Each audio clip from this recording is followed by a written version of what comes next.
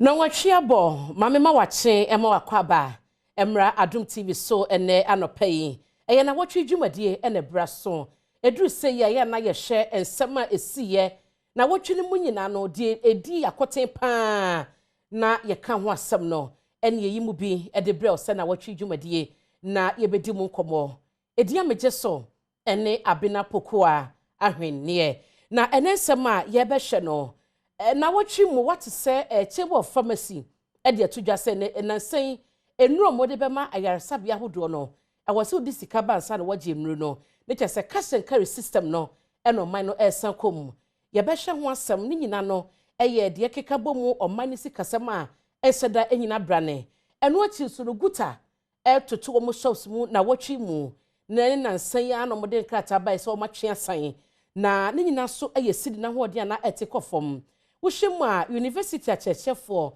any Senior Staff Association ekwa hodo bi enso ekọ strike omudi omunie magu ho no mo enso mo nkwa adwuma allowances bi a omuhia no abane fama wom ye beti sansem bo hu komo ne ebisa de ntia yakoduru sampempenso yi eno achesu na sam kese ba kwa ye bisa ne se IMF akonto a Ghana ekono emudie wo he na ebeboa ama Ghana atetiye ene omanimu ahokyere no akofom yede no so ebeba na enadwumadie kese a ekoso ewo Ghana fana nyina ya NDC amanyuko no ene abaton pesua so constituency elections a ekoso no yebedi hu komo edi amawo ewo hasei bebrenu a ene ka ho a obeti emunsem edi obeka me ho ye kwaba na yeba yebeti esim na yakohye sede ensem ne ko memfanto mu straight dia na yekokofie agyenchen ewo efrifri mantemu yenya ntie se constituencies be se aduonu bako 21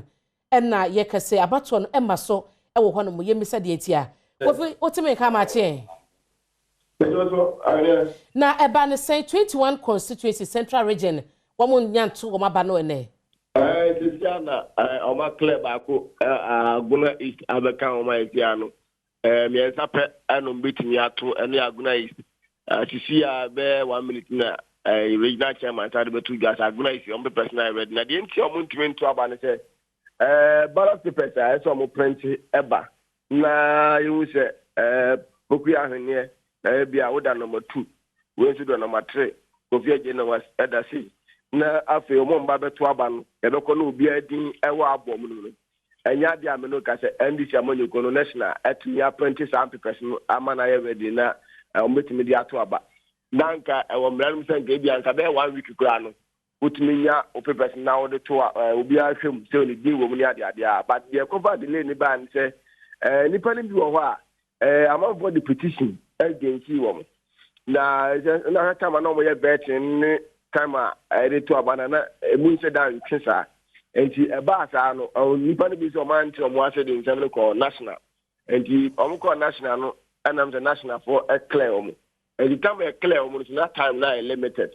And next year, I do a ballot papers name, and I said, now mutumi at 2, and I say to me, register no more, mutumi echo Ginebi. Now I know, and it's uncle for a domacan win. That has not ended the money kuna said date that I say about 2 abano, and the 22nd and 23rd, as an end watching, and you know, the whole Ghana, no constituency behind 2 days, you ain't to see me back. And to do na was central region we kaswa free more out of 23 constituencies kaswa pen na kebe to watching na 22 na kan de komu nya to na any day na Saturday na eno ana amount for I ready me no ka say we piem ogomo isa amount for do na delegate ebe to aba anipa no over 1850 omu nyina guo aspirant for contestants more than 50 almost 76 now so aspirant 76 and contest ogomwai omunya aba sanso na okopiem to senya western so enipa ejina se ntom so aba 55 enipa ye hwere so aba to aba 1830 omo aspirant delegates na ewo hon mo a amanfa no nuamiane nyina omo start quick momo omo masa ade amanfo agi omo chi jama nyina ba kama a omo hwene mi say yisi fonso abo mo hwene mi say anka papers ni beba election committee ni papers ni beba nanka omo timi ahwe nanka abato na ahye so That's me no kasa I buada. Me no kasa I for one night. Amaso. Inya ne papers no anya ready. Ama me no kasa amam boja ro. O piemu gomo ita amam boja. Uko piemu ewa utu senya West Abontratin so delegate any aspirant na obi aja esan se us about na skirmishes wom.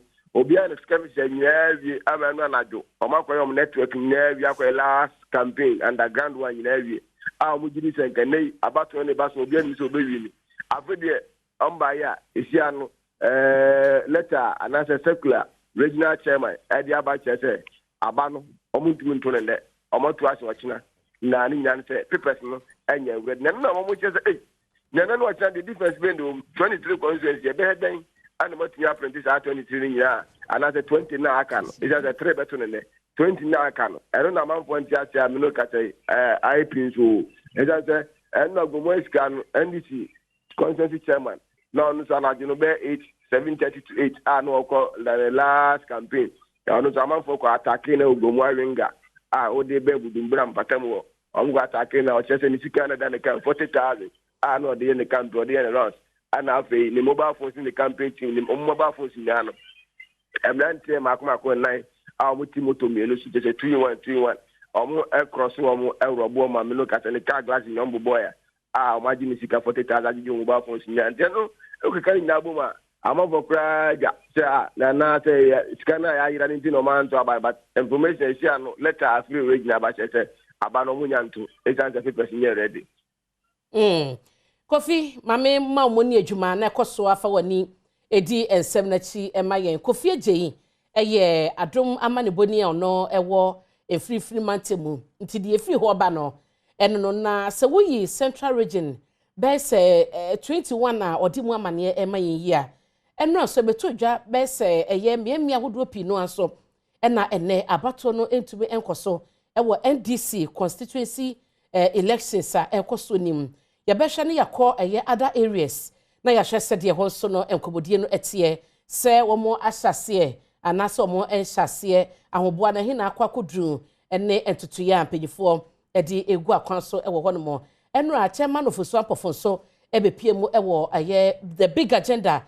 ejumade so edi to dwase we akwakoye party a efie konwa enato ye obia epe enti se womo ekoso no obia fanse ne tim so obetimi adi nkudim obetimi adi enkuguo ne kowie ni nyina so a na wate esese party ejuma mo de kroye ato aso ahye ama enioma nyina awie peye mamenko ahomaso same jemfi eye national communications officer edima NDC yenko ho na yimisa sede ahoboa na tie ene areas ayetete sabato no etube emaso no same mache no payin mini aba mejozo yeda se ene wobre yenim sede na moye constituency elections across Ghana ahoboa na akowie sen a muguso na areas be na bato no etube maso yo mini aba medase bes bosomene na wotwe kakani ene efiti ya azamanyuku yen tutu yese yebeye yen constituency elections afina biwe yipume frikwamu a ya hoboa no ewie peya ya batwo no ewo constituencies a ewo Ghana mo nti metimi a confirm ama wonu watie for say eye enemene 22nd October ene ochina kwesi 23rd October constituencies ahodo ewo Ghana mo no party penifo ma ho kwan se omo beto aba na omo yi penifo omo behwe party ne so sa empeso an so eye constituency executives baby kakra bi pe ene yenya akwansidie kakra abato no entumi Amazon penifo e de krata aba bonten se ho abato no yentwentwen so enam enyema ba ko mienu bi anti ase ntimi nya adwuma wo ho na mpenifo ntimi NCC na yie to ya na watwe da yanimi ene de to aso no omo so etimi ato omaba and these constituencies are just a fraction, just about 10% of all the constituencies are ye wo ewo omega na mutino enye widespread cases constituency ni muka krebi oko eastern regional constituency bit is our front plains etiwa west etiwa east in prior so achance in Koko upper west akim adeso a front plains north akim swedro akupon fantiakwa south asene manzoni akroso problems in ketingiti bi wo ha mpenyifo ayese either say ye yemfa elections ni nyina to on hold and I say the youth elections and a particular office election bi yemfa to on hold enti ye de sakata na kwa bontia yakase e was a constituencies no any various election committees ni nyina ediso oko be to the central regional Cape Coast North elections nyina 2040 yemfa to on hold the Bra Stable Kwamankese. I think that is only the chairmanship elections. And I'm paying for I say I'm found to on hold. Hohoi, and Hobuanan so in paying for the entrance. Any and Miami Akakra, almost no branches into obey your more executives. But in paying for I say, all bit me to abandon minus those branches. Okay. So overall, no, the process has been very smooth. So far, so good. About 90% of constituencies, ebetwa be your more executives and then your chana. Na kakrana, I'm saying, kiti bi oni into this CCA, no. Pennyfo ahwe na Nnawotwi dey anim CCA, se na be ya, Nnawotwi eba na wi ye dey anim, ene de etwa so, omo nyina betimi atwa omaba your constituency executives. Na same enra amanebo ye nyefra asante mantema yeso ame no. HSA party for be akosese party office ye ne nioma ni nyina ye album sa omo chese original no yira ye ema ekowieti no muhu ye no executives impese omo di original no na ebedi dwuma me pacho we adrum office wana mi angasa de masmente di asa ye more national amane official okay. The working me check with your region thing for say omati bibisa na ya hwe address the situation no we kata party thing for the ababo tina ya kanu mu say NDC ye party ya sundwe party ye party ya jemra edi ye je kadino ni kabi edi eniti abato a ya tui thing for the futu ama candidates delegates executives election committee officers any yinina ye party mase yin follow party ni mra ene ne hyehyɛ yeso yen follow Ghana mbra so na yen make sure say bibia dey asundwe abato no emu beda ho fine na aye free and fair so na be ya ebe wi no obi anya no nti ase a ebetumi aka ye ho abom se ba kofo mba aye adwumaden age tumi come 2024 every MPP amambu boni a omo se Ghana ensem enu nti obi bia ye be chill se wa wodo hwahye basa yemu na pintin bi mu na we engage in any violent conduct no the rest assured say so mu ye do be fa na kwanso aso twe mapa wo ye de ma ono ye de be ma eno de functional executive committee akansi subia say enya de a ye be so sa de no so kwa enya mbranse bi ani wo na ntitrase bi ani wa ya agency ebeso so was about to webo it is a bibi na obonyo so a mampenyufo wo constituency ana region elections committee momu na yensiesi asem na yemfa yi nto ye na sa wode mbrahye wusem na okoye basabasa ye bi na yesu mu na danse wo se uka ho bi na sa basabasa ye ne ba ya ye betwe waso se wo se ye suspend wa ye be suspend o no ayen fa na ho ama fofo nti no waka swamidie ye de ni bedi echi ni ahwe de siye na ya address the situation mate minimsa wo we say elections mu de memfa ne sa but there's this issue minima say obe comment here say obe comment here no problem chamber of pharmacy say ye be go back to the cash and carry system omo reasons omo lining up city depreciation no inflation na ekosoro na eno achi so no fu obo a ayedin ene so musika so kokamu a be sabosumi sie ne akire na yentu enti aban kra betu ya na adivalu ahoden enni sika na ekoye ne mu biem going back to the cash and carry system ewo apomodin ensemu no Who say a risky any disastrous the more minor ana? Oh, me aba. What's it? Oh, idea a day or how Cassian the Ghana for.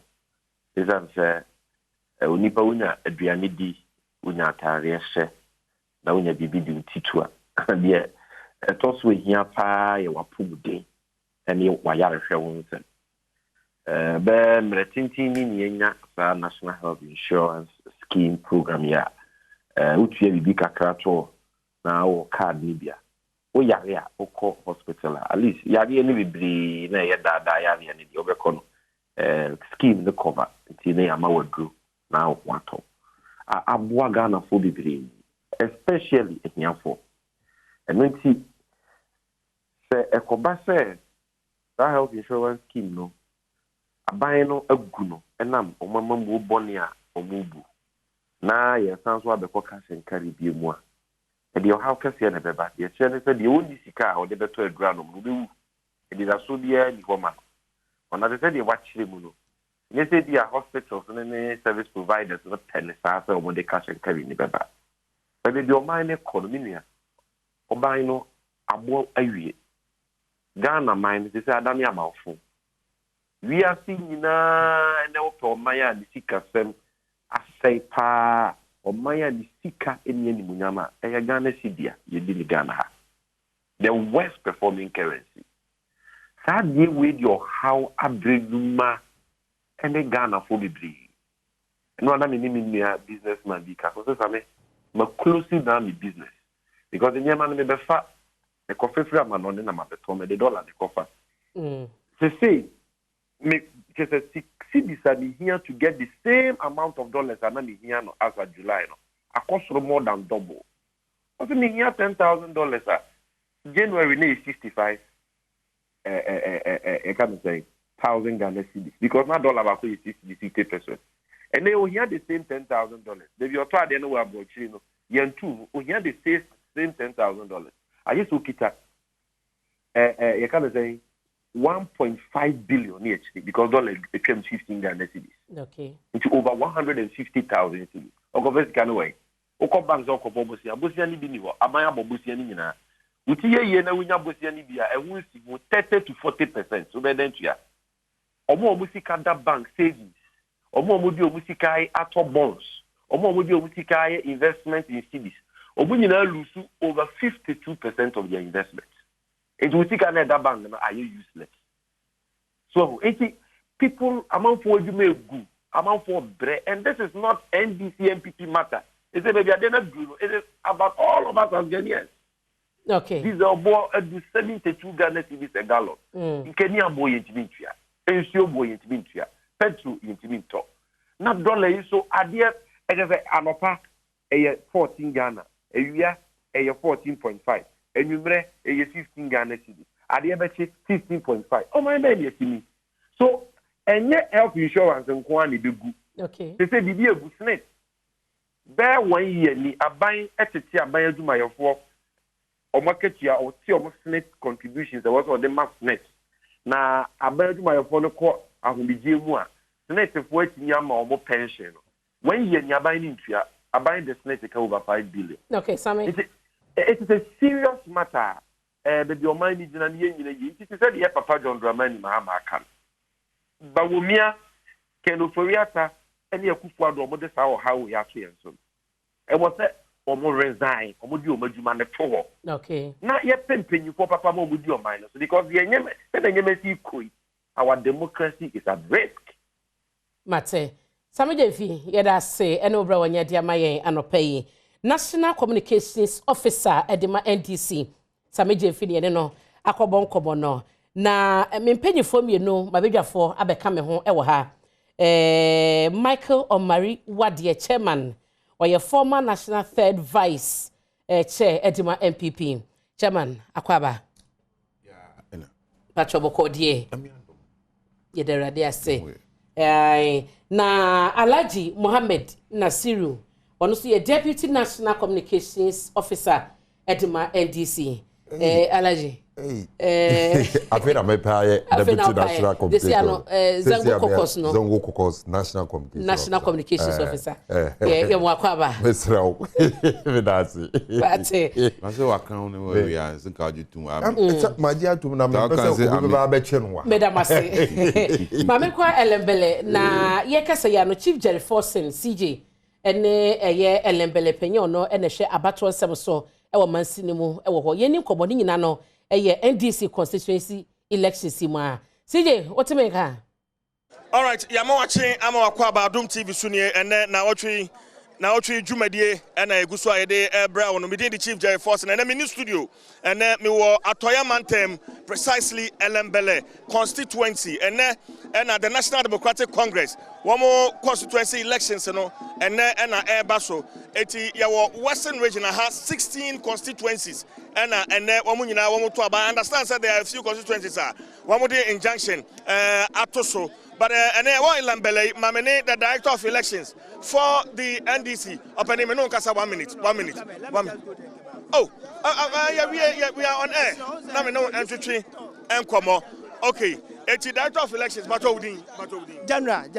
But me sound same you okay, and you know, na kani director of elections, you know, and come on. Now, he tells us, sir, 1,361 delegates and omobeto aba ewo Elembele constituency ha 1,361 delegates and omobeto aba wa ha yaba ha wo hwemechi a euphoria no ewa ha pa wo hwe the various aspirants and wo supporters a wo mo ede dom abehia ha no ma enyasem keto a list no ha megibe na fei makom but menya nipa ba kum yenu bi na me o ma twetwe nkoma a sania network ni tie nti ye movie pe Ansha, Eddie Assemble Penny Banana Noncasa. Memati. Yeah, Major Wooding Albert Anomiza. Albert Anomensa, where me secretary or branch back. We are secretary or branch back. Okay, and delegates in so far, Manuabuano. Yeah, I'm say Krana, Yenina, Yanuabua, Yugusua, Yeboy. Say Mreno, yes, Bayeno, is Africa Hanan Emre, say Mrabam Kakra, Baninam, Sunday TV, I bet me I and Tiguso. Okay, one vice for position, but I also could can't see baby. Me branch secretary, Diafna, me Babato, I elected constituency member. Okay, for the NDC in this constituency, elections, how important is it to you as a party? It's really important. If we say, Sanya Niamaya Bobano, you say JM, Emraso Soba. Inti Adiabia was here the better Eberman Ban Obano. I am very simple, they are Mayano. Yeah. Into Bia or two and a mosa obey membano. Ogusua then, oh yeah, dear Sadia Baya, a bit Mamma JM Nebano Obano, or Omre. Aha. Okay. All right, Open the matter, Papa. Wish you all the best. Why? Thank you very much. That's it. Okay, now for my name Penny for council so entering come up. Adom TV Sunie, Yamachi. Udin. Amose near the name. Amosa, yeah, Amose near the name. Amusano, former organizer, Edin, intimacy, the Amose. In the now come with around here, Diana. I told you, Amose, yeah. Okay, I know what you're saying. Oh, Amose, but idea. I say, I'm the DJ into one as a Chanangas and answer and answer, Papa. Okay, who stand for position be now contesting? Oh, no, I intended to stand for position as position by constituency organizer. Aha, but in Yama Bakuni, and Bintimun say, Adajim Bemi, the Omo Kono, will be competent enough to lead that portfolio in Tiama, made the Mitro support Mobibia Obini. Okay, the constituency organizer position, why now supporting? Oh, so besides I'm there, I'm supporting NDC because at the end of the day, no.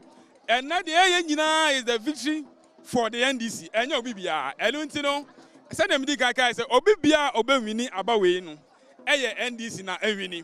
And the organizer position, Obia, our ballot paper, competent enough to lead the organizer. Sir, Otuabawe, a delegate, Otuabawe. Of course, yeah. Okay, and you do say another delegate, Mukoko season, Sikanwamba, no, yeah, Yanum na Onkoko season, but okay, NDC, Mwanga Sabetimi account for underground say, yeah, you don't go by that principle. There be now underground say, yeah, but Kukuemuno, near Bekosa Kosweri. Ebin Suana, wow, by no, say, Wasuku Foma, once when you be and this now ye wom especially in elembra metimi aka edi adanse afa ho no.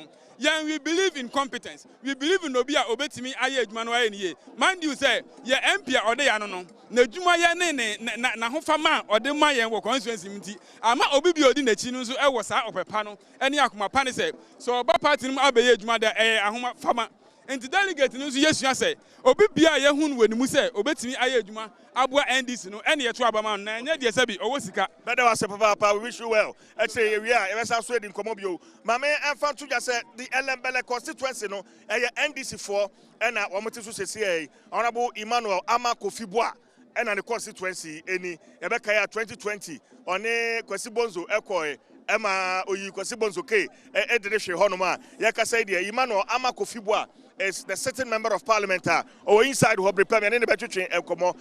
So far, there, Koswaha, Abato Nakazafena easy for Aba, almost a ceremony, and I say, Yasha Abato Nwasi, Ankazankasa, a higher a year guest community center, a higher a year community center, Uko inside our wife, pa, or my session, Yama, Honina, Kama, and I fear him come away. Antebra, Branham and Onkasa, Antebra, Branham and Onkasa, Womuna Mujani, and Tina said, I didn't know Aqua no. So we are here. But this is about a number non Siadia.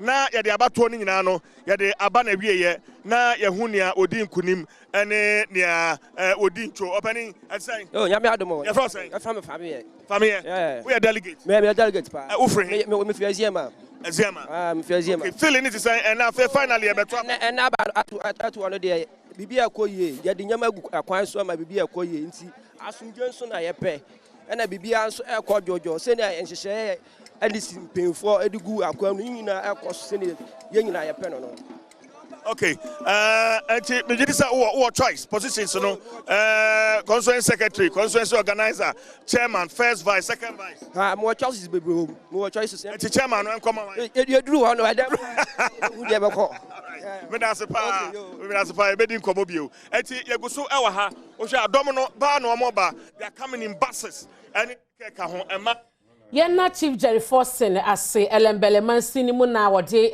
de ekoso NDC amanyokunu ne aba omoto ne ayi constituency executives yena na se ewo honom na yebeba ase so na yede nkomo atos yebekọ bunu east na yahwede esie ewo ho Dennis aye krado no so ede emu amane ebema yen se ho no abato no ahyase anase etisen Daniel Tachi otimeka machen many of me do so. What is saying? Nyamiadom, Bibia Boko, na yeji abasono na e die pikakra. But this time, abo apa ho be sima eduasa. But abasono nyansha tesa nse be mre kakra ni e ba se omo contest abasono emu nipa mienu ye disqualify omo. Ba fun no jira for the secretary position. And Bakusu ejina for the organizer position. The ejina for organizer position, you name say Lord Kweku Boam, or no ejina for organizer position, or more a disqualify no. That ensu na Benjamin Dagadu ensu ejina for secretary or more disqualify or more. Na ever since I had the disqualification, no eba so no better meneda mino kano. Simpe konumu esheda enjuta ebano endisi fono akatia. Why what ground thing and say Lord Boam no say one tia say me tia what some disqualify no and I find if to disqualify no so no idea what tia say ye enti ne kwasa ne say nra beye ewiam ho na yenya ne tia say wakogi court injunction e dia betu abato no so mi ankasa me friend no ebisa no say no kre ne nyumbre so ne titafo press conference almost a confirm yes, Omudi injunction to about on 20 and say Ebaso. And no nam suma Omuka say Omuti say Yenianum a letter commission for about a year about one. Now Omujina so a contempt the table the say and yet they are media to that say about one ever and the day. Now Adieti I'm not pay a branch here Lord Boam Matifa Omo yes to say Omo a yen the tita for say say according to Jabeto about on so pass a babasu de omu enyin and no nam suma baby omu yes and no venue omu de beto or meto abanu honom ye midwifery ye wo astroturf bi wo ha MTF ye kama pa ye di kanta jiji hu nyina enti omu ye se eho na secure place a omu beto aba no ewo ho na bebi a ye befa diawura eye stadium ho no ekma ye se mrantie no esisan nia ani ndade e di akogu kwan no se omu mpini ma delegate no enwura ho san se nipa ye disqualify no ade a on se enfata se anaso yo bi o se fata se wojina bi na disqualification no omu ye no omu ti ase enye yie eno enam so ma pinche kakra eba ha sesi amenu kan police fo eba ye ema omabe clear imabunu ni nyina dia so enua ni ndade na omu digugu akwa mu nyina no omu yi nyina efi ho afe na NDC amanyoko no omu wo kasa hodo a omu di ejuma o constituency no mu a omu esisa nkonya di eba eye park no so ho now menya kwanya ni election director o se abato no so ha no edi komobisa ne se yet is injection ye the injection atu abato no so na den na omu organize omu si omu tan kakra tabia na jumadie bi omu di bia so no omu take instruction e be free omu penny for our region any national for now ometimi aka asisu se national ma omu kwan se omu ma abato no koso enti se obi ka se wo the injection atu so a omu die omu tan kakra tabia na mini ukai afe na delegates no omeba park no so be bi omu be ko aba ne de metimi aka asisu se bia eni wansa ne mom afe na nipa ba ho kakaka ye be se abato no se be ba so anata emma so the metimi aka so ne se member of parliament edima East constituency Dr. Kwabena Donko eni mabuno no bi nso akasa o chom se omunya bote na ebi nso edi subo obo no se ono etachire na omudi disqualify abrantie Lord Boy miti ubayejia for now ne metimi aka se for so ne se mabuno no bi enti omo ase tutu omo sa abrantie Lord Boy ma omu disqualify no omu ti omo ase se e won se omu disqualify no enu eni asema edaba masu de tia ubayeji metepru East constituency akoye pinche a omu ti omo ase ti ye guso aye wo park no so aye monitor ne mate so abato no ebeba so anase emba so nemom from all indications excess ebeba so say party na sha say sisa eye nkonya o metra so canopy ahodo o meyi so no o ma sha say a omo sisa nyina edi akoho na electoral commission since ahodo a anase buta omo di ba be sisi onu de yenye hu bibia excess eno anya ba nemom for now no canopy ni nkonya na omo sisa edi akoho na eba no bambon so dia metma ka say bambon tikra na ama ene metma ka say ahaju kakasa say police fo abaha say omo mpesa abato no nti bibi desi a edi eye ho ye beba eye yiji podium ha nti for now there say senior hatie no abato no ye wa tie mu aye say eto akopem no do die sesi am no wo se na aboyi eto akopem no comforting no do die ebia no ma sha say ato aba no ewa mate Daniel Tachi maye na ase kwosofo ani de akire premtubre mu ne anwumre no siem ne beba be hwe sede abato no akwakosi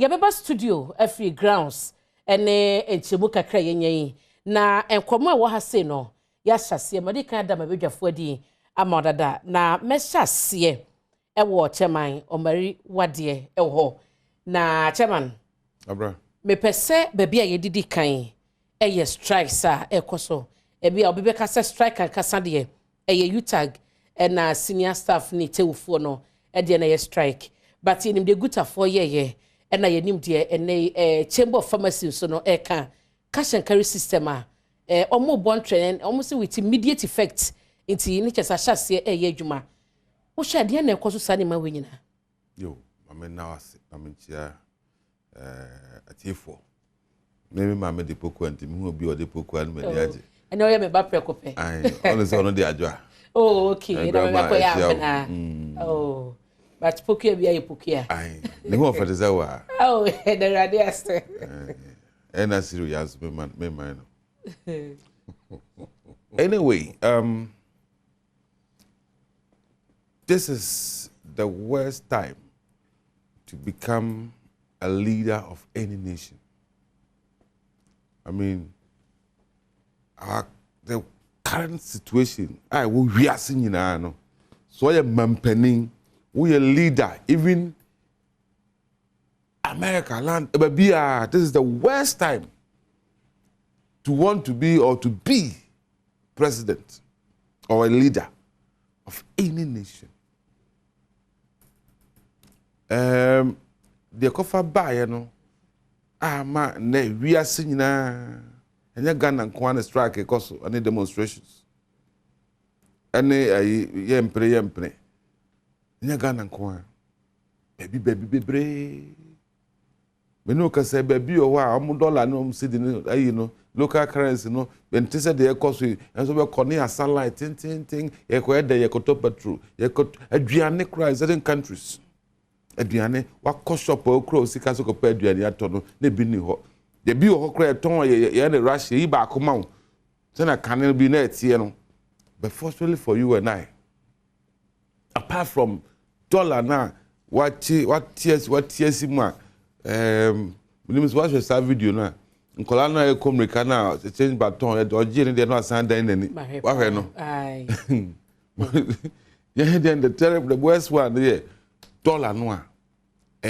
adan nani a your friend on person ogina no and because of that ama enema bo kosoro unfortunately ya mpenisa nyesa na epeno besana abedu and because nema ye to ni nyina nema ye to Ghana ha fadodo no ayekra apart from your bank ni abroad ye ni ye ko bi ne ntosi ne bebre nema ye yusu o de patade ase wo nyina we kra mayi kra mo kra ana da bi o mo de but yekra they could tell you laptop with phone you pen when you are crack. Yeah, transfer the dollar crack. Ain't a balance pressure about that dollar. And no up and I can and I name my boy a cost room. Now a balance answer I'm on your four, I'm on your opposition party for no money, no more cash him.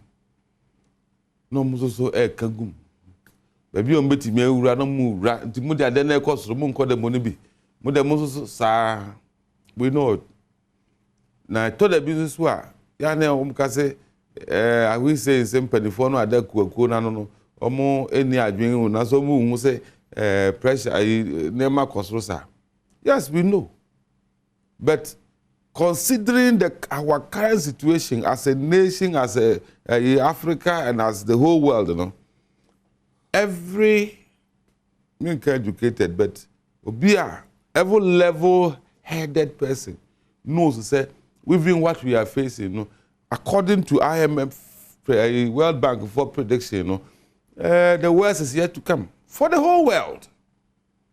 For the whole world.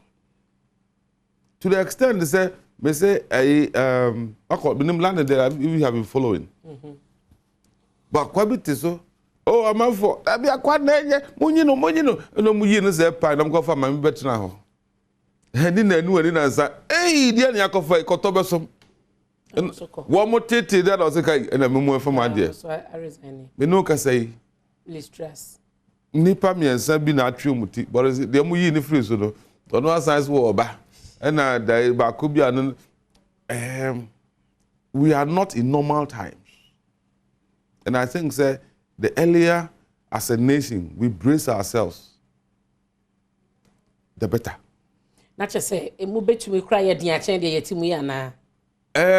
am hoping that certain, there may be a matter, some people confidence and bold, the bravery to take that action now. I mean, action based Nnawotwi. Don't be surprised I'll be waking up. Say dollar na e cost rupa no. To do one Ghana for a chrome, iboto. Ma for nyasika na la koto dollar no. Obi nyasika no de kotobi. Panic buy bi abaso. Na the bakwa yemfa ni nko okra ma Ghana kra ye de ne koye terrible worse no. Okay, say fiwe aban budget to the call parliament. Okay, the CC no. Say even despite COVID and Ukraine no dollar no ebe security aye nyina no Ade no saa de no see or parliament no and start here. Sometimes in Russia you crazy with the no bo. Enti my the other day just say, say campaign. And when people feel insecure, they want to protect themselves, their money. To be a mechanic, hey, my family dollar and it started it. And a man for who says people are cashing in. Now the bear say that crow and no probably sorry. Now a man say, what dollar? A free neko dollar bank for one and tongue. And don't be surprised that I buy phone illegal for you know black market phone. Into a sober $2 co bank for free neko 10 cities. Uber 20 Uber jisanswa Uber so sika. Aye bedru. Me say a man for you brave. Me take that decision because a man for work up. How much $1 go on? And as we take that decision now, a bit me work. Hey, the enforcement. When you assembly because chairman on several occasions, and a Bank of Ghana edit directive about. Ama Ghana ni biya to say even crowd what Ghana ha now what $200 now what charging in dollars. Ni nyina no ATM ra criminal offense on several occasions, but it is still happening. Enforcement. And I don't make kind of story be about even bank how kwa unya dollar no. Meanwhile, every week it was a day Bank of Ghana my bank for $9. Now they say I'm some reporter na BBC. Mo ha no they say mo call interview or more forest illegal friends saying black market. Yeah, big agenda. No mo say nka ikonya no hanya bank wa na kwaje no. So Ghana ha no yan ya tadi ya hu awu. Yan ya ta ya niema. Nanka sa there are several other things that can be done. But some 24 year bold. Maybe there was one proposal I put forward. Dollar no koto dollar now. $10,000. Okay. 10 years and I see $10,000. Then $10,000 bet me at all and 10 years into winter. But there's some product in the world. We added to me a very gold. Auto gold bar $10,000. The next 10 years you can sell it for $20,000. Senka I buying Bank of Ghana for 8 years some year. So much of some gold. And I'm what? Yes. And gold now at tono. What you charge 1 kilo now 2 kilo. Ukra $10,000 for baje bako. Bank of Ghana okay. Na QR code be boha. I know the two computers paper boss na siru the gold ni the value ni at every time. People start holding because once you buy that gold, auto gold na nebuano ekosro. So the value dollar no is still stored in there. Now they be a gold because so unya profit. Interesting.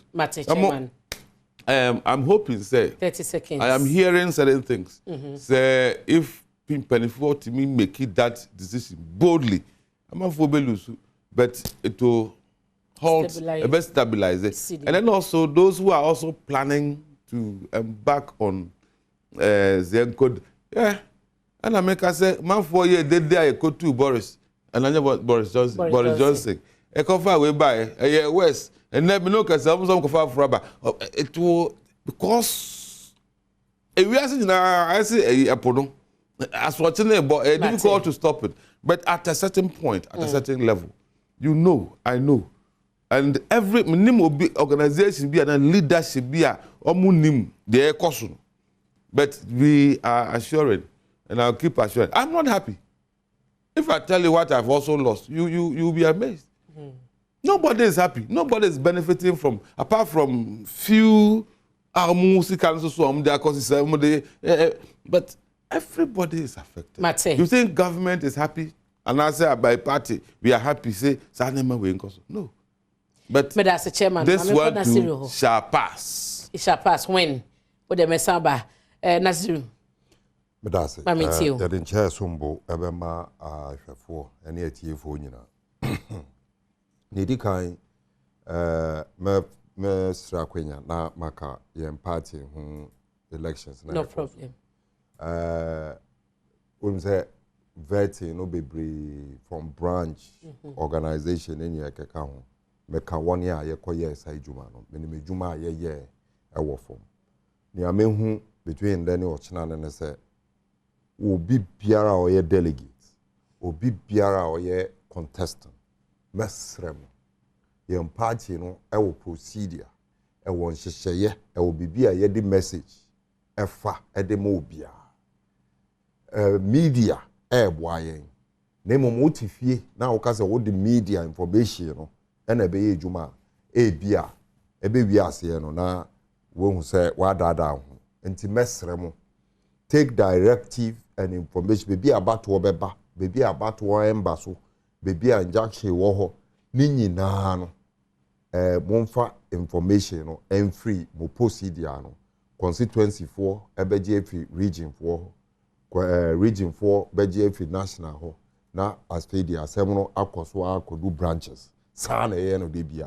unfortunately for the come on typical in our site I'm for the more elections that's the sad thing obi ko wadaro that's na ko to aba pass that time media na obeka no bia na what say na ye nto aba wa ha obeko no na ye to aba ho nti obi ambie nani na wontie party directives no back to the issues na ye kan minji ndi say MPP4 work room enim the situation senior tibia timamefo no etim omunimu omunim kura no a that say nyaatwo ena ma wo mo kasa se ne wo kasa yi isa se me no wo kasa yi we are in a life and death situation where is the critical issue of endro de wan nya ente se nsuo ana eduane we nya wo bewu sa situation no ena ewo mu ne na ye kasa binuan ebeka chense na situation ewiase afọ na nyina ye tue taxes ma ewiase afọ na nyina ye tue ye taxes ema na nado danko akofo ado ne baumia it is a problem about ewiase afọ na nyina wo mo nkyere ye ndian wo mo be ye every sa problem no enti wo betina hano na nka wa highlight etre ye me come see mu biom without any doubt say ye tibia ye wo mo ne just because of the selfish, reckless spending of the MPP, Abayan and Nadu Danko Akufo-Addo ne Yatoise Bawumia dan. Any to say chrono can then you make us say first of all many eka eduane onsem. Ma men chem the difference. Eduane is very important. You say a national security issue. You undermine Mahama Bresu. It says so again Ghana for who.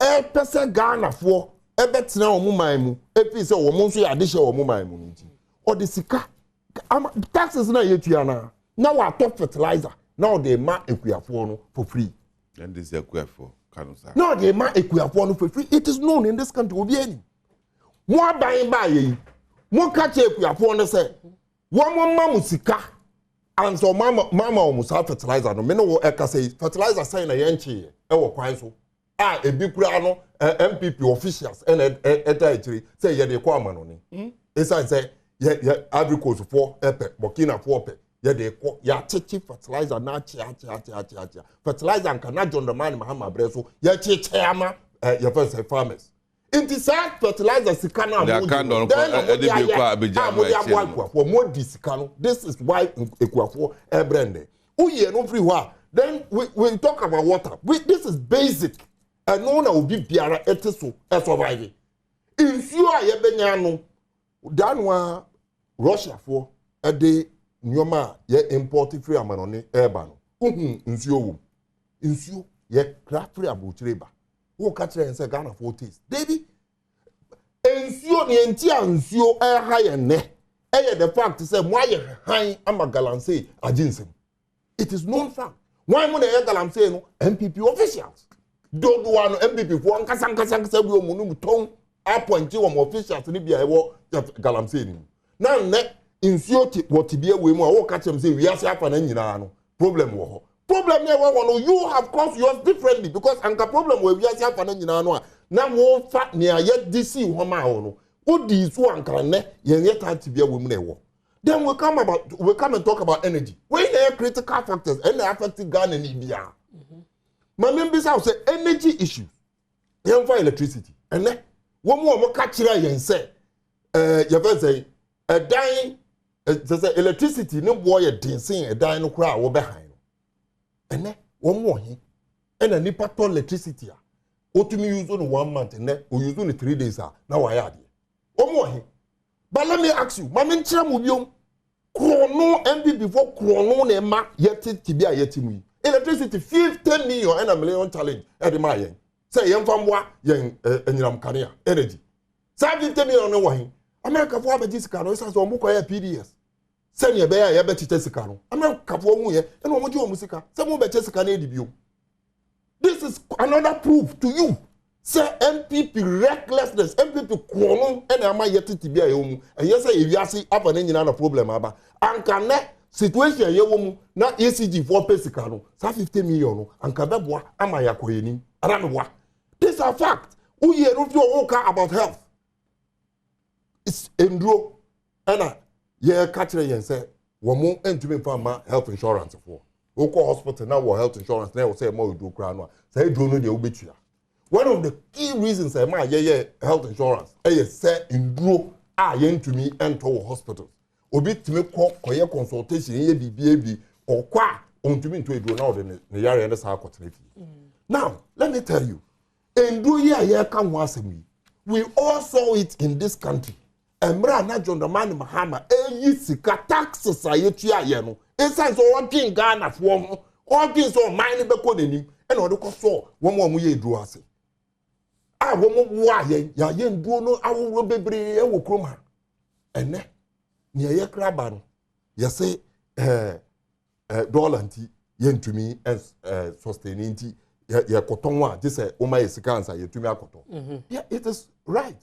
Because nipa no ye juma no e business onye for Christmas business so o de say to ho say the be ya obenya mfaso when nya mfaso no kura no a break even say the be ya you will not go into losses inti no me bisa say enhihye ben and for the past 6 years so mampanyin na do danko akofo do buy waye afa apomudin ne ya apomudin ho any health ni ndrodro because anya hwekura yi hunta ma John Dramani Mahama edi sika ehye NS chemist ase after the long doomsday issues so say companies manufacturing companies in Bebre have been affected ye sisa Ghana sika na dey so omase ene omo ye antiretroviral drugs e maye omo ye fen say ye antibiotics Bebre no aye ye nyina ne nyina krom ha na ye esa say on buy bi boa wom o mampanyin na na do dan kwakofo do wa de wo tena ha na Ghana fo pese o muti ni amu ye ochina ni amobeye otinechi ni amobeye next man ni amobeye amaye fi sati bia we a etimu na wo be ka kire say na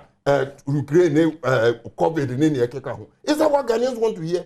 Ghanaians are telling you say ye bredi pay wu ni pa electricity pylon and wakoso mu ekukudro be no na we wu no say amucheti na ode kokuni ho oh but it is kaswa obi ani all thrown on san one the reporter ye nyaye eno ne the first reporter Adom kase ye ene so ko num sa wi tofin bi ene bofa ye hu de ye ya afi de the narrative no ebesesa koye say amucheti na kotu sa na mo wi tofin no say no na wakono mu a onu nkwa na eno say ye onu nkwa na eno ade ti no mo no mu nyina mo nkojira po ene say all people no bad they were nkofo ati ase before obey electrocute no so mo ne na kasa and the kwaso mo wonkwa na ho akire and the tie tape no we could hear it. I can hear people saying it say wonkwa na ho akire na enya ahokire kwa na man yes ha uti man mu na ti manufo etimi sore fo pylon electrocute mu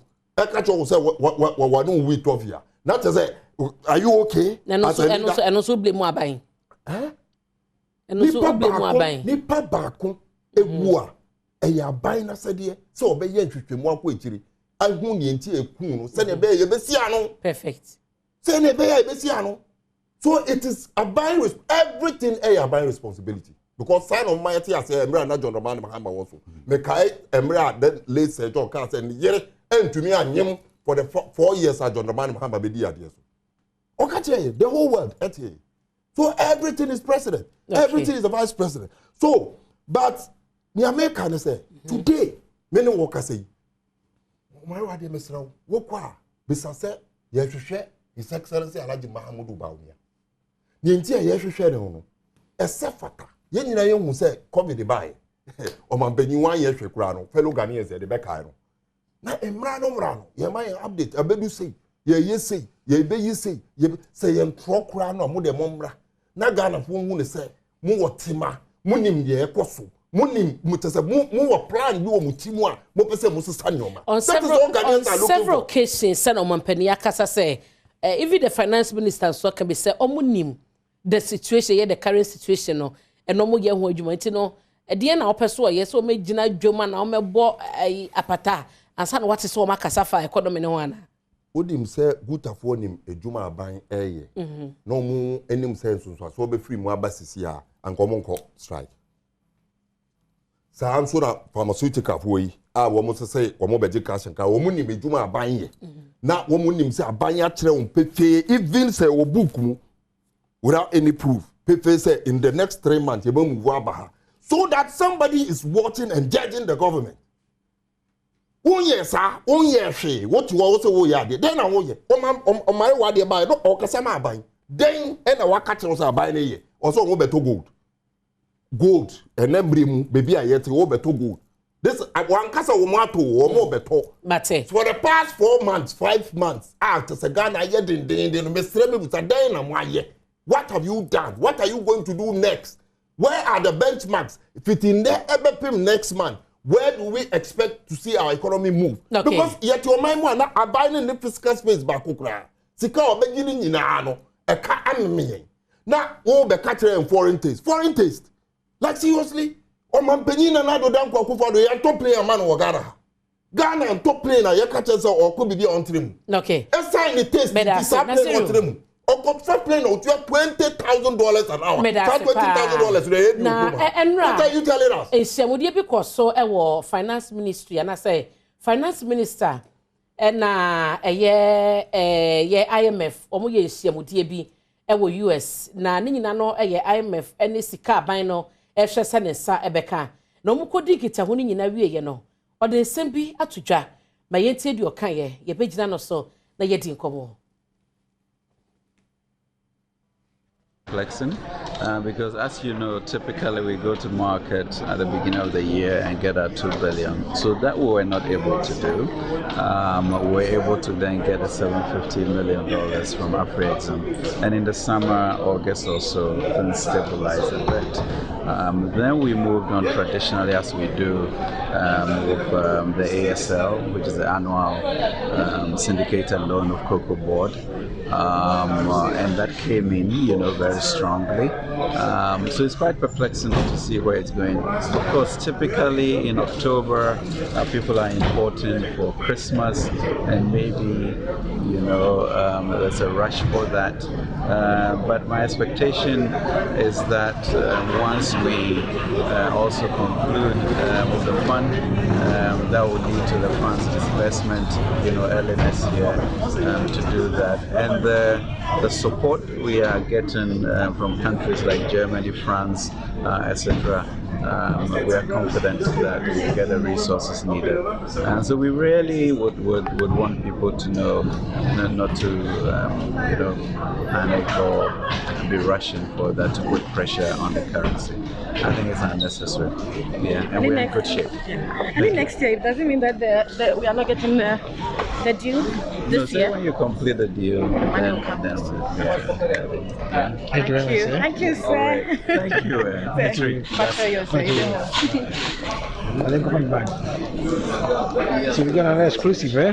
Finance Minister Nnawotwi Yi omo wie nkita wodie ni nyina e Washington DC no na ochiremu e wo ha no na kyese oka bibi ai no staff level agreement a wo hwe ni mu se omo betumi aduru ho no mo na wo mo ebeji ni nyina tu wo mo ene IMF enhyehyeye no na Dr. Adu Owusu Akode economist waka ye ho obeboa ye ne adisua kakra se ye kasa staff level agreement de krompo na agreement ben ye wo sa ban no ne IMF nyina no wo mutuminya na boa ama ekwan no mu abie Dr. Owusu Akode ye mo achen ayenia eche we say afonso obi ajo so ye da se ne wo bre finance minister sam o kan ye nkita odi omokodi ye any the staff level agreement no breaking it down my and no agreement. I'm say they said we are no doctor ho. Na doctor bisa and some we say bia uti ya o ma ansa so ana ya na doctor na bisa said da be na start here na woda uti mfifre ana say one ma duro bi pen nti sans and some no interrogations no ano na omukoya na staff level no ye say IMF no so mo management mo mpanyinfo pa no ho executives no ho and ye wo ye technical people ye economists and accountants ni can say mo data analysts for no and Ghana also so no executives no ye president and vice president and minister enti Ghana had no conform minister koye no technical people no more Bank of Ghana any Minister of Finance one more economists or more dealing with data nti hona omukọ pensen nsem ni nyina say bia Ghana for musimu hiamwa okay momfa mo the first in your data momfa mo nkrata mekire e de ne de sika no di fa hen sika we nso fa hen e de nti na Ghana kana kosoro e de nti na revenue na kofom e de nti na we aye se de nti na we aye se e de nti na we see na depreciate e kwaye de nti na inflation na esoro ho nyina nti omoye sa interrogation na eno no ye omo technical people na adwuma and say technical people no Bank of Ghana staff any Minister of Finance versus IMF also technical people nti omo wia afi no mo de be call executive level ama e be a president and a vice president na any other person be a whole lead the team no ono so ne IMF executive secretary no e be sign ase ento se be drum payifo anim no na ase ofo no aka nsem no nyina awie nti we are more technical figures how mo bisa nsem e de nti na osika no ye say e de nti na inflation fa ha e de nti na GDP conform e de nti na akosoro e de nti na we yes nti de bia question no sa nti wo bisa pe na Ghana for the year no wo bisa pe na Ghana for the year no nti sa anone staff level agreement no nti afa na omo wie we na ebeko mpanyinfo pa nanim executive level no omo de omo nsa hye nkrata ase wo sha naka de obi be hye nim senka nim anim ya kita ode betumi awie kra na sika na ba wo hye tebia o man no esikasem no gina na ba bia yedro ye fe na ye be staff level agreement no so nye process ketwa no mete sika no yensese ye expect no hwekrompo na early next year no ebe ye de kakra de am o man no anya they will make sure say first quarter of next year quarter by March they na aba na IMF program no sika no ne program ni na aba because Ghana economy no dog wadaremo na next just 6 months asem na ye kan yo na bedu ho no na ye te ase de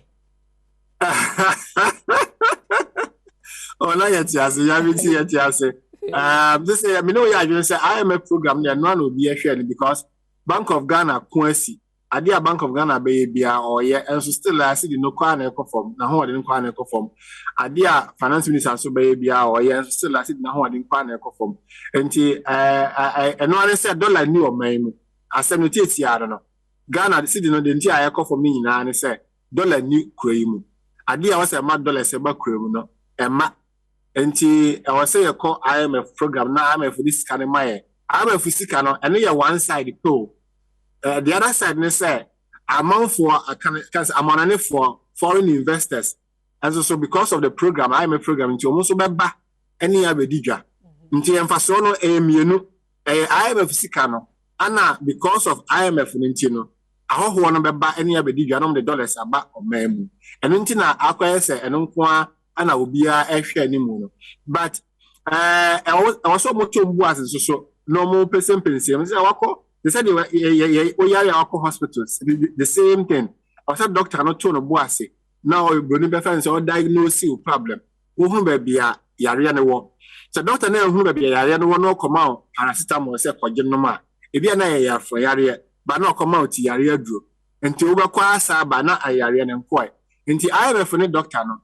Ye ne economy na yare ana Minister of Finance ne Bank of Ghana apeja economy na yare ndi akọ IMF doctor no say ye yare nti also omoto mwas no pense hwe be ya no wo no mu wi o ma hwe prescription when be can prescription anioma a omode be mayen a e be ya pane na e be wo se de na e be yo e be ya ma sa economy na yare no apeja nti se ye pentem no so no ye one side na say you binya ntoboase nya good IMF program and see another thing but through it all no IMF one so hu say enye Ghana nko na sikasama hwe ase amman abibiman bebre sikasama hwe ase nti this IMF program no omoba mo ho aye ha kakra a chen first no a first no den ke bia 6 months even beyond 6 months and sana ya ma program but this time no hu say emergency ya really emergency ji omo ba mo ho aye kakra nti na meka say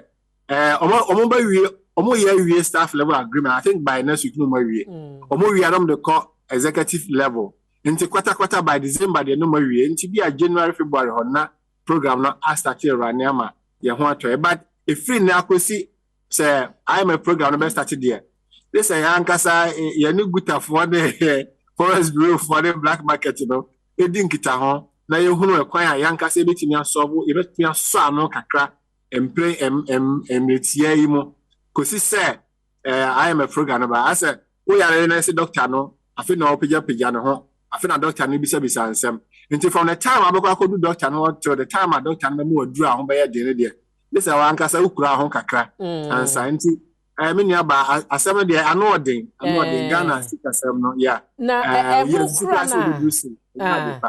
ehu kura na wo kura ho akosi se obedu doctor no ho no akwakoje aduru no obi be kasa se aban no betumi ahwe se ne obekate ne expenditures so kakra ama no asho bia sikasem no ene se dia totoye ne tie no ebeboa okay sese no aye dollar eni o maimu ana omunso a omu ato Ghana abamama Ghana babosia no omunso aje omusika nti ade a aban ne betima ye no manim ya ye fe no debt restructuring no say omu Ghana aban de omu ka no ebi a ebekwa kopo omu chaw say ewura nam yesrem yenim say ye de woka de enzo so samuka say yentua moka dollars ya na de betua moka especially ahoho fo no amonane fo no dollars ya na de betua moka nti nka mama ye mre kakra na yemfa nkwa ye ho say at least we IMF program na ye ba betua mama ye be 6 months bi ye ba betua na 3 months nti sa eye debt restructuring na ya tia no efa bi ana maka sisi no say ye kopa chew say na wasi ye tua ye ka no hunsi ho ebi afi we yentua bia 100 by Islam ye benya 40 sister no de mama ye mre kakra ye betua enti chew pa na wasa aban no epa sa investors no echew na even domestic ones no so pa chew but aban so no expenditure no so yes you are right aban so should demonstrate say on also the side no so no or continue expenditure akra am say that bia obi say Ghana fa obi are making reference to Auditor General's report you say sika bia for binsem sika bi ya mun kunta na menansi sa no mani nyina say aban de nsasi from no hwe no timi etuatua santo kra ni nyina eye ono anu so no amanfo aka na ministerial numbers no so be hwe no ate so na say bia allowance so de mo be so dia nti ono so obadi kan okay beginning of the year finance minister kwate omo allowance so I think by 30% or so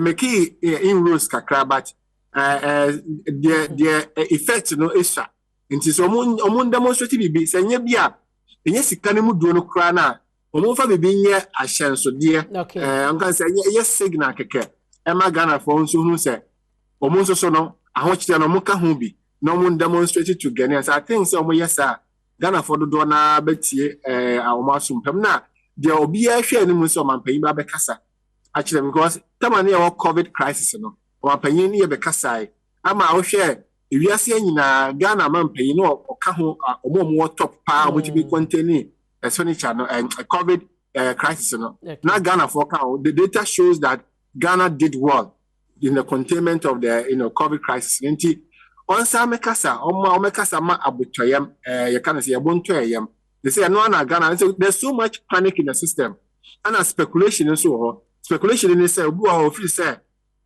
see that ho de no kwa na be ko for maintain here o ska bia o kwa $40 nti obi ara je say $40 dey akosia na ma cedi na ho de ne kwa na ekofom enti se yetimi calm the broni be se calm the market down obetimi kan asem ma abotoye eba eno be ma omu a omo panic omo pre omo ho akoto dollars se omo di sie no omo be jai ama ebi a dollars no ana Bank of Ghana so betimi ama measures be bre se ebi a se okoto dollars a o se o de nkrata bi kire de nti a okoto dollars no ebi a Forex Bureau obi be $10 bi a 10,000 and over ye ma obi a amro $10,000 se nye se ebi a wo de kofa nyoma emo anase asichiri na essential commodity bi a domi na de kofa aba o man ama ye ho atoya.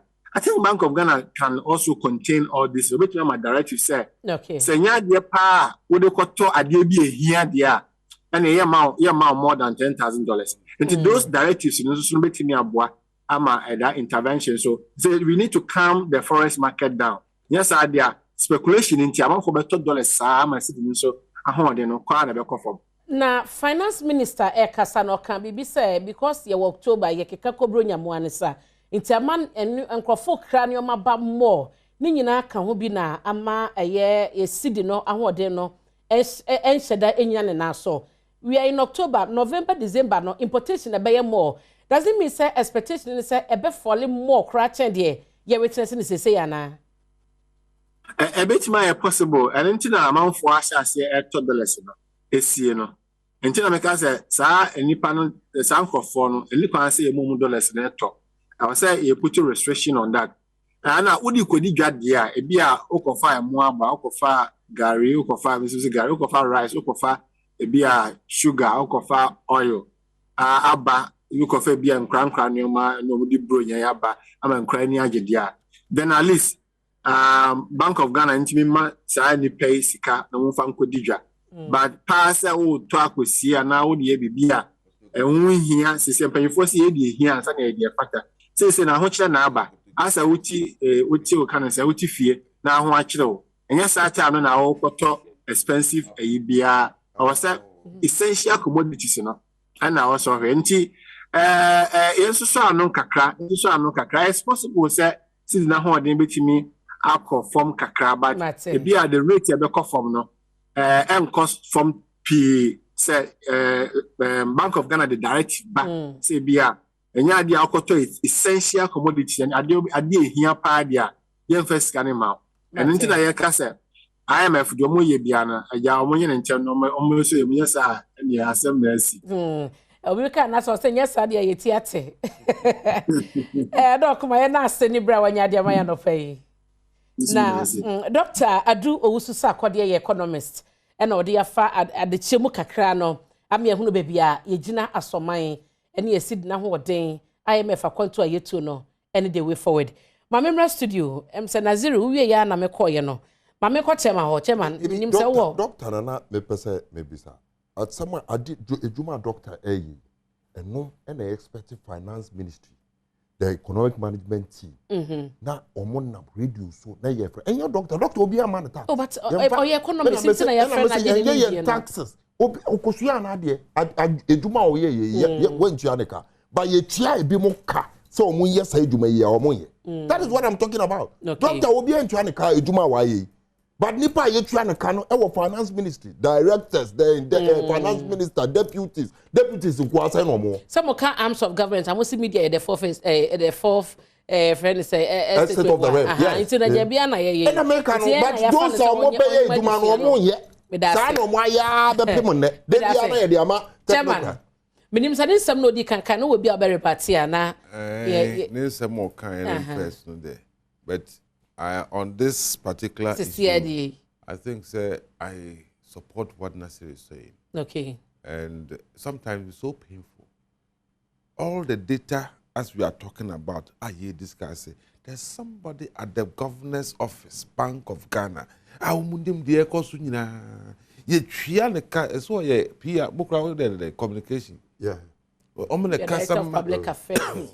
Some of the figures are NDC. Yeah. Menumi no say MPP your friend say communication director Richard. I hear their duty is to communicate what we are doing.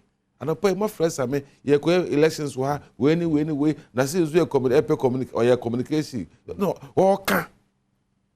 The Babamudia, the people who are employed as minimum. Uko communications could be Ukobi or communicate. It's sad. It's so annoying. That's sad. And there are some people. Sometimes it should be here discussing. Pay a fan of Jumamu or Minister of Health, Minister of a year can say what Nimpire Chanica. This is all deep compare by compare. Your friends say Minister Lancasa, Minister Quatura be our friend on fire.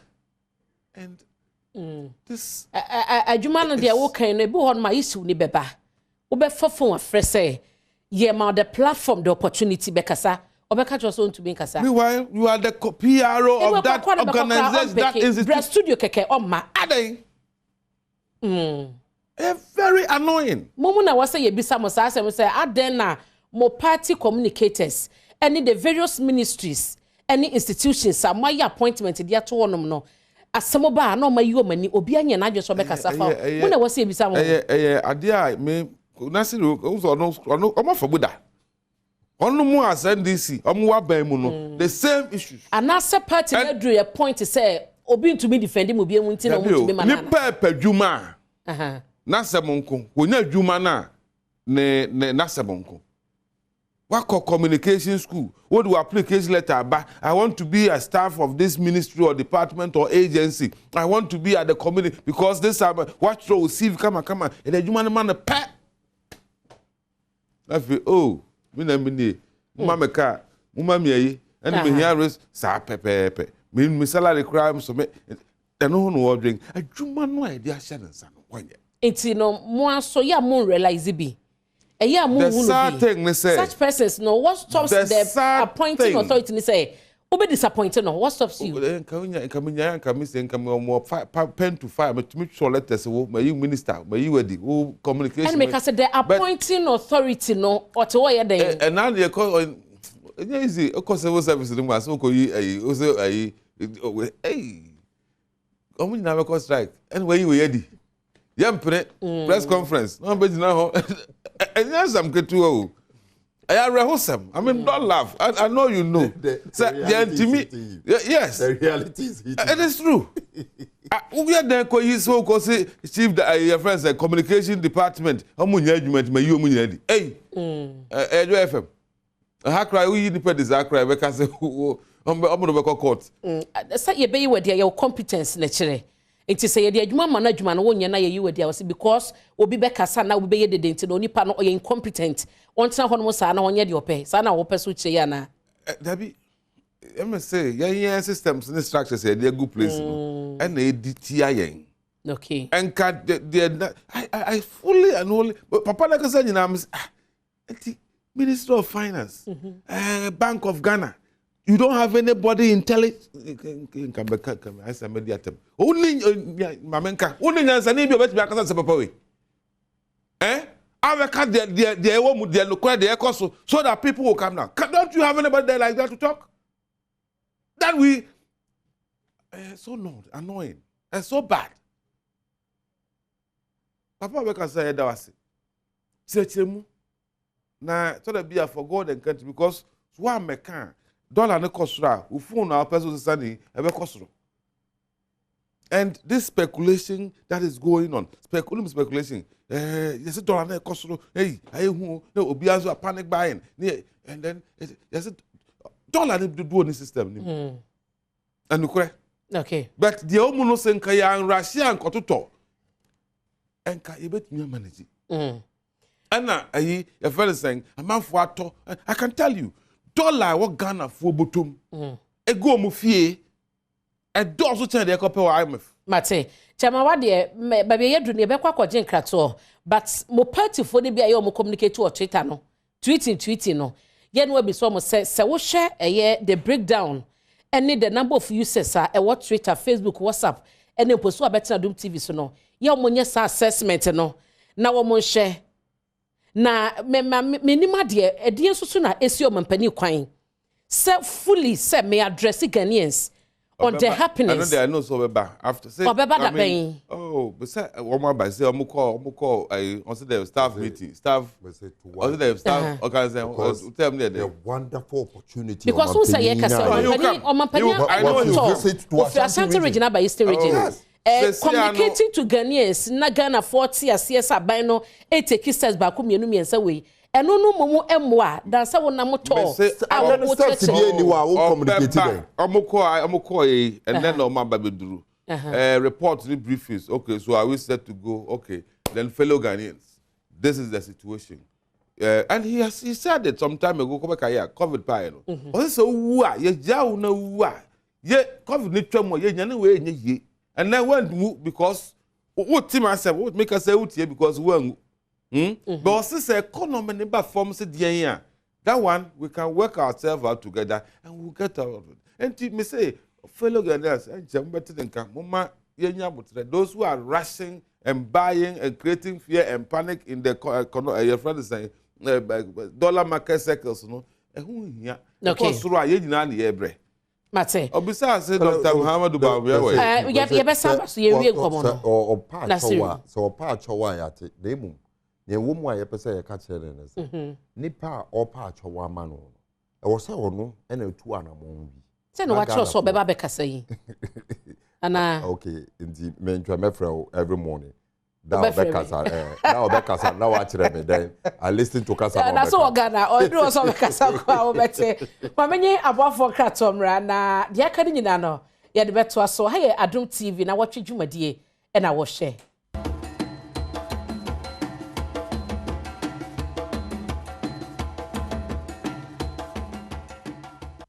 Mame ma wakwaba emra Adom TV na watwe dwumadie eso.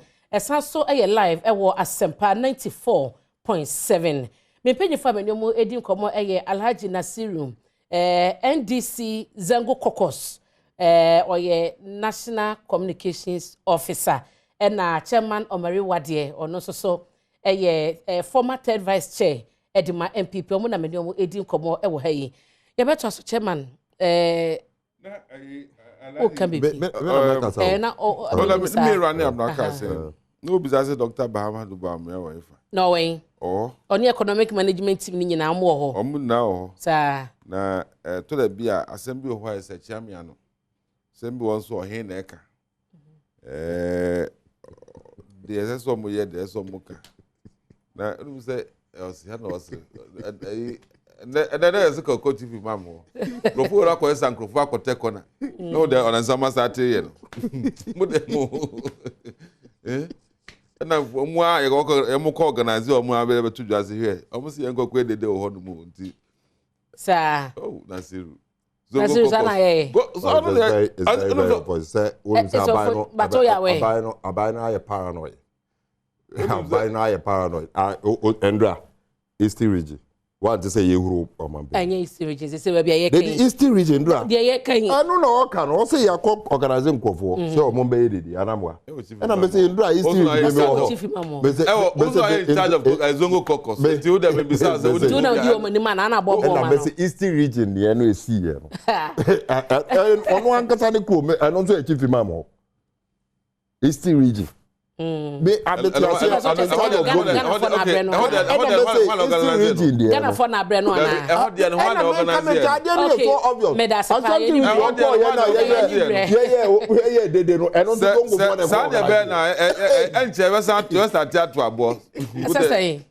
as obi organize that we move this and full krom eno de yempe chama patron to respond nti da be na economic management team no so e be respond to the economic challenges no na okasano he was talking me person on yi sasem na no me ba na Nasiru chairman patron on it for well fortunately for us before no ya small American o maba enti report to be on the buy bi ano o be hwem we bisa question and papa I like him what's the first Dr. Sarkodie no kano ya ko bisa bisa ko to ma no they see they catch from almost better the next stage say executive no better and we hope that the good things will come out of whatever discussions and negotiations are by but I think say yes IMF will come in cocoa syndicated loans, but what we as citizens know, we also have some level of effect. And I believe the right communication will come to you and I, so that this tension, this fear and panic in the system, this instability, the feeling of economic,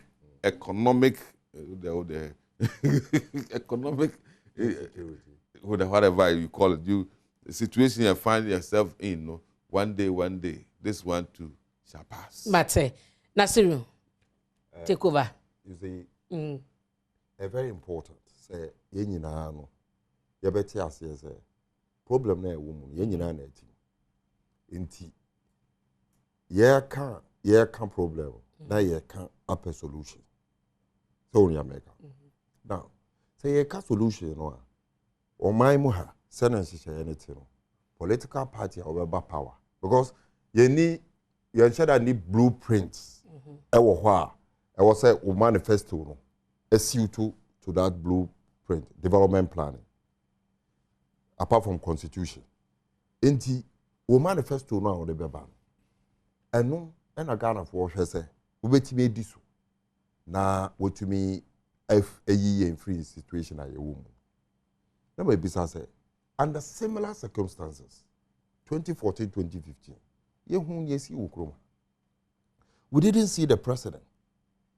Sign so to phone sabi chere Ghana for say you bisana sem efa ahon chere Ghana for woman.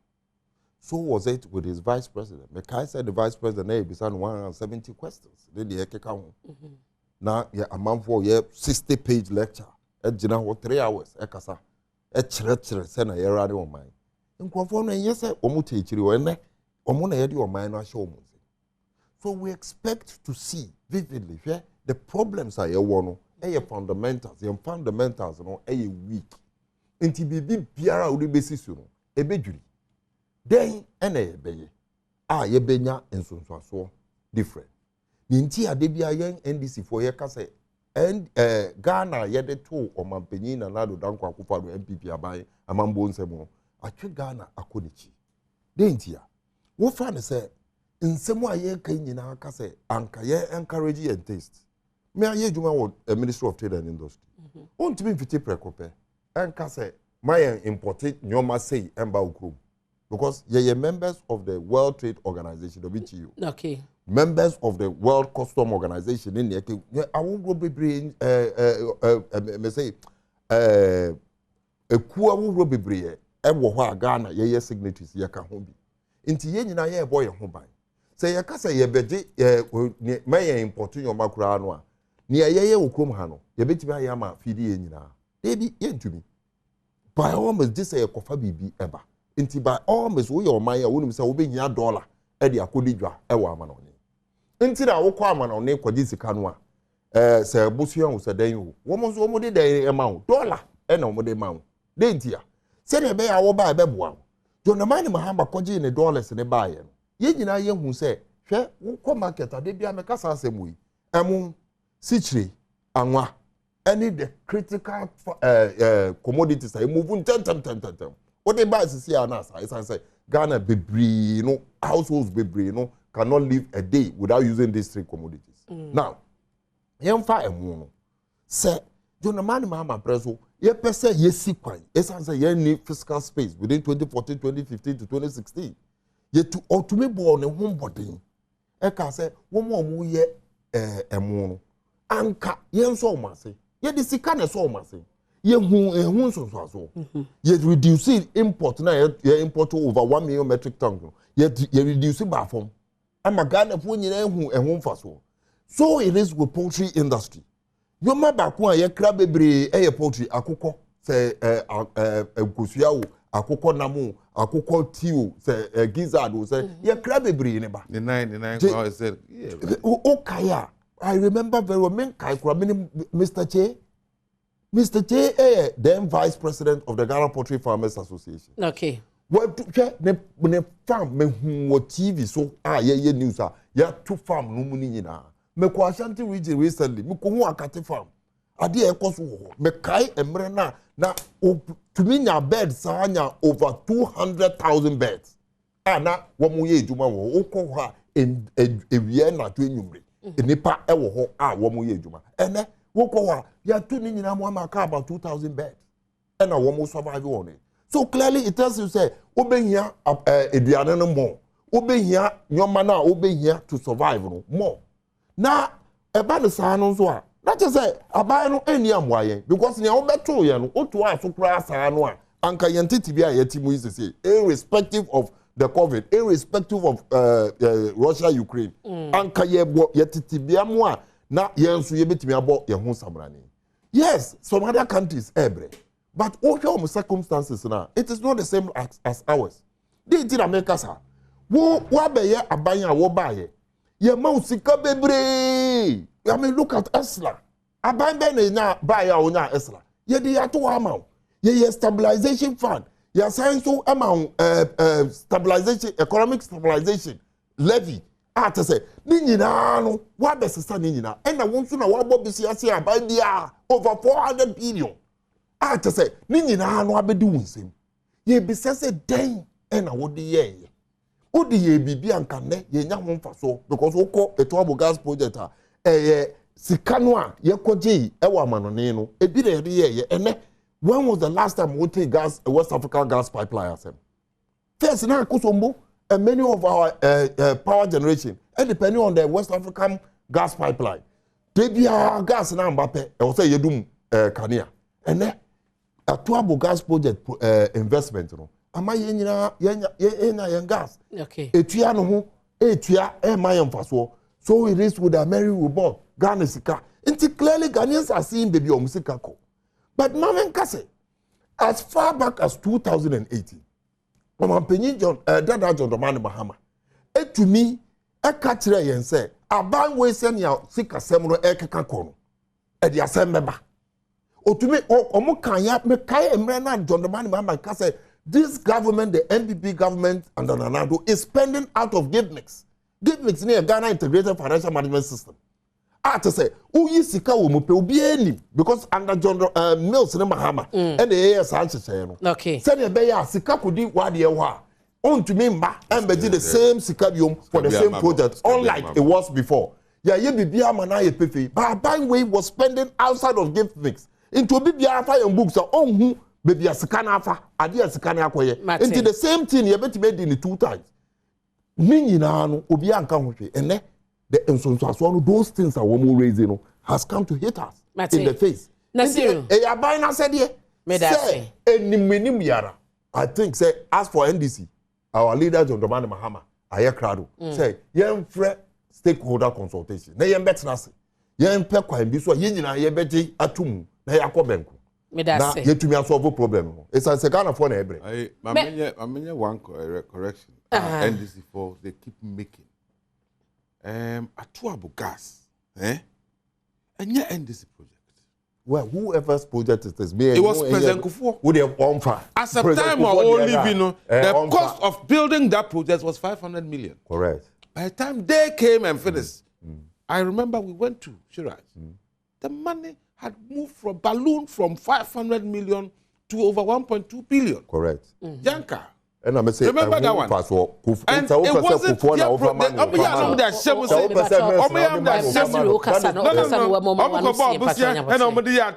and then I am telling you, the money Kufuor took, it was 500 million, and the only thing they did was they moved it from one city, one village to the other. It was forgotten that they moved the bar Etoabo. That's the only thing they did. Mate. And then they ballooned the price. Mate, Yakoba maybe such a Mariwadio, no na ewo abaimu.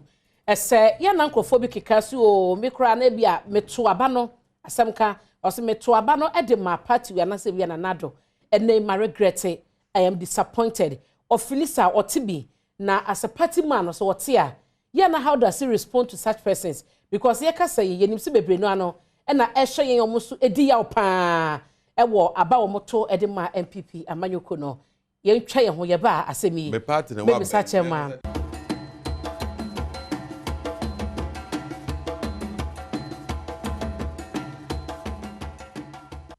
Adom TV ena wo hwe asempa 94.7 ehon so wutie ye na wochi dwumadie ene eguso edema no chairman ansana na mamenkai ahwefo ne atiefo nyina se ne ukọ asante mantemu adanyame ehọ na miami senior na me boss ba kope oman hene kwabna asante enrampo ena totuye nyina wie ya enne ena ye na wotwe da no iti woni nam asante mantemu pote wona abembe danyame a fa ho na ekoka busua ne ko jamo mo kakra na ade ato oman hene ene ono anaja aka enchina gwane na mo ye edini na wotwe da no ewo danyame asante mantemu ukwatafo so a miami boss en kwaku Solomon ono so no mudi na wotweda na wojoy daddy multimedia as the managing editor no mudi na wotweda ewo achemtafo enti yeses obade mfom nyina ekra ensie ye chairman me ba chawai unte me perfume ono so ma me enti ezika we denka so ebia weni ye 1 week tia ye 1 week ni chairman so mo wie no mo se data Mobete ho asem. Okay, next month 12 November ya na ye 12. Ai. Tiana wakeka nyumasi ne wabija ye. Beda se. Eti chama na me say wo party ne woso. Omo na mo wa ban mu. Ya na obi kase waye disappointed because gidie ne erese mu nyan a wode to abade ma MPP ne na nado no. Ase anye eno na wo ehu ne nei no. Mame kwa ahomasomra na yento aso me ko UTAG University of Ghana wo mo epenya owo oda wo ma no Dr. Nkuba na yene no ahye striker wo mo akoyi ene ho sem National Labour Commission ahye se omo encall of strike no yemisa se omo consider eno no so ho asem na Dr. Samuel Nkuba no payi Adom TV asempa FM mo achen You saw him and Michelle. Yeah, TF1 ahwefo nyina eje so. Na yenim some strike this month 13th year na mo hyase. NLC Eden Krata ababonten se montwen san na monkotena se na nkitahodie nyina no enkoso. Mogitum matwe asan na dabe na motwe asan. Thank you very much. Yes, me say as unions no, any Utah Gofana and declare striking. 4 labor unions are in Juma University Mona. Ya Kabuma, ya transfer. The Labor Commission, Kayano, ya Ketchon or Sabluti now say, a banner say, you have calling of strike, unless they ever declare say a strike, a general membership, a take a side decision, and not leadership in Kwan. It's say, after any rating ruling, and UTAG Executive Committee. We have done some engagement at the national level in terms of Executive Committee.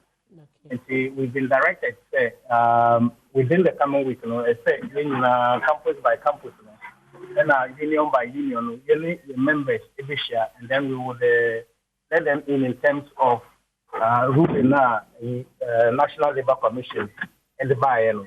And also, if members of the V say, given some circumstances, if they are not abiding take steps, it looks promising. Say they will agree to the reason for which they declare strike now. Then we will call off the strike. If not, if they think that. Government has not treated as well and fairly over the years. So why is that? We should not call it off. That is what will happen. Another decision and the members. Mate, now doc, my last question I'm there, man. No, be more cast the timing of more strike here, more dear, by looking at the economic challenges or minor a face, I say more yeah. Because you have been told that relatively over Kaya, Yanni Aban, it can be 2018, and the very way I declare strike started April. April, Mona, any directives by barring the condition of service. The Labor Commission, actually, come on, every sound say within 7 days, they should be able to respond. So they didn't respond. And see, Ebani said, the didn't and demands unless the agreement among some unions the best is to engage the unions. But if you don't engage the unions, it means that there is some element of disrespect in terms of relationship. So that is the challenge we find ourselves. And to the table say, listen, agreement because of ABC, we can't lead you at this point. But you barely say, that was the plans there at one. At least, okay, here we are human beings. Okay, they are but and it looks as though it's just a question of disrespect for the unions, and then you just get to your office and issue directly. That's the challenge. Mate, Doc, my nase, and over Dr. Samuel Nkuban, a University of UTAG, University Teachers Association of Ghana, one more president, and I, Edin Komo, Hono, Mpacho, Chairman, Master, my memory, Yebrena Kano, Akakuma Ebi. Medas Beam. Now, we say about the disappointment, Ghanaian Senya, Ewa Bainimo. Compared to a bra, no more that conviction, no, and Nigerian say, Nanado Danko for the action man. Mebao, but Miss Yampany phone be. Move got the money, Miss Yams. Then I'm with you, share. And now we a union penny, and now you could be penny. Now, which number one can be one called the Muslim one, Cassian cost strike. What? They say, well, you rate the number from T. People are cashing in normal. Leadership of most Accra Money Union, and I'm doing more union.